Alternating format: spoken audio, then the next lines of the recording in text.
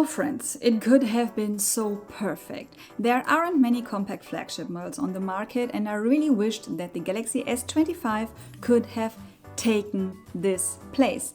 And it's so close, so very close. But there's one point why the S25 isn't a flagship and I just cut right to the chase.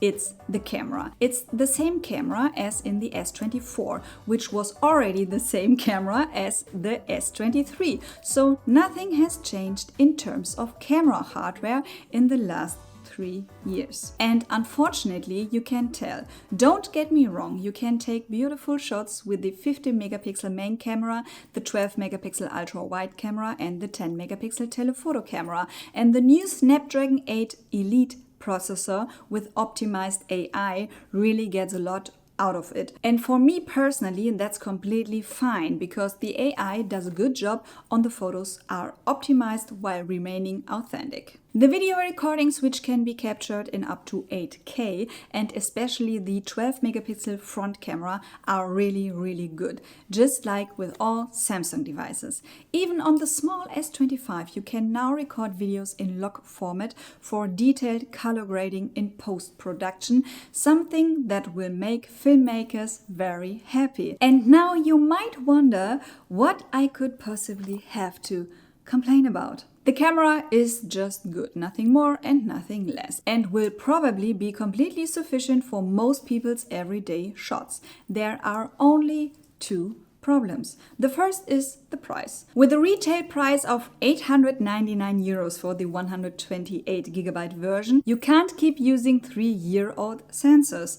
When, and here comes the second problem, the competition is releasing much cheaper smartphones with significantly better cameras, especially Google and Xiaomi with their current mid-range smartphones that make the much more expensive S25 look quite dated. And because this one circumstance, the S25 has narrowly missed out on the title of compact flagship. But even though the camera is really disappointing this year considering the price and competition, the S25 makes a true flagship impression in almost all other aspects. This 6.2-inch small device actually has the same hardcore processor as the Galaxy S25 Ultra.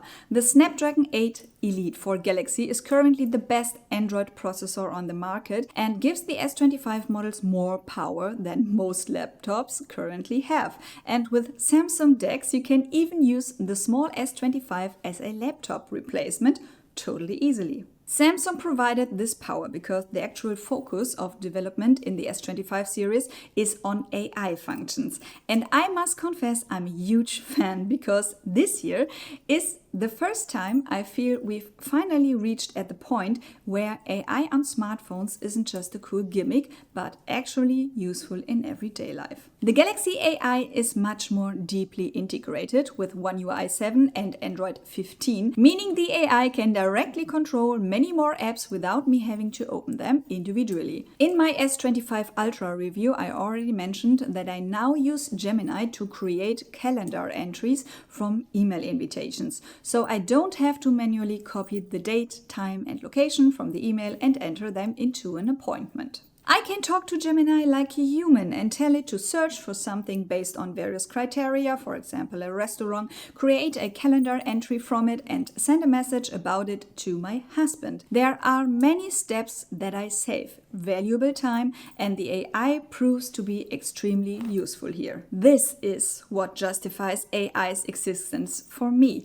Things like image editing best face, as we know it from the Pixel, the audio eraser that removes disturbing background noises from video, these are all great gimmicks that I can use perfectly for specific purposes. But what Gemini already accomplishes through voice commands is the game changer I've been waiting for, even though it's still just the beginning. And sure, the new Galaxy AI functions will soon be available on the S24 models as well, but not the new processor optimized for it. Battery life was always a major criticism of the S24 and its predecessors, and even though it hasn't changed with 4000 mAh compared to its predecessor, the processor has changed, working much more efficiently. I get about 6 to 7 hours display on time, which for me is about a day and a half. Perfectly sufficient for someone who plugs their phone in every night anyway. What I no longer find sufficient is the charging speed, because nothing has changed here either. 15-watt wireless charging, 5-watt reverse wireless charging, so you can still charge your watch or another smartphone,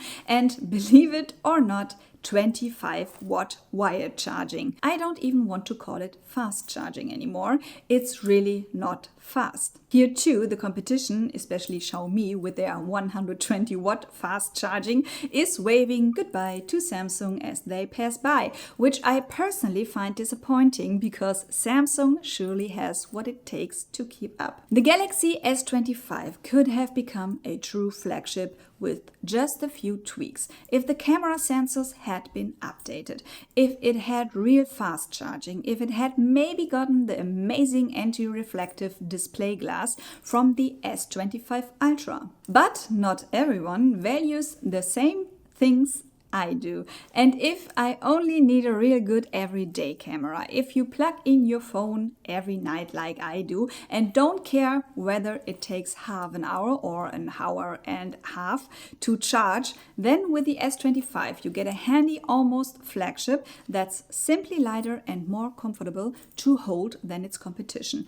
and definitely comes with the very best processor and most useful AI functions currently available on a smartphone. You get an amazing 6.2-inch OLED display and surprisingly good speakers, in my opinion. And of course, you also get the Samsung ecosystem, which is the best there is currently besides Apple. So let me know in the comments, are you team camera or team everything else the S25 has to offer? I hope you enjoyed my S25 review today. If so, be sure to hit the like button. Feel free to subscribe to this channel.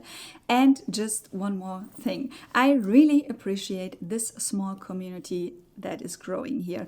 I really love to talk to you guys. I read all your comments and I'm really working hard to improve my English skills, especially my pronunciation. Germans are not exactly known for a beautifully sounding language at all, but I do my very best to get better each time. And I really appreciate that you're still here watching my videos and supporting me with every like, comment and subscription. Thank you for that. With that in mind, friends, thank you so much for watching. Goodbye and see you next time. Mwah.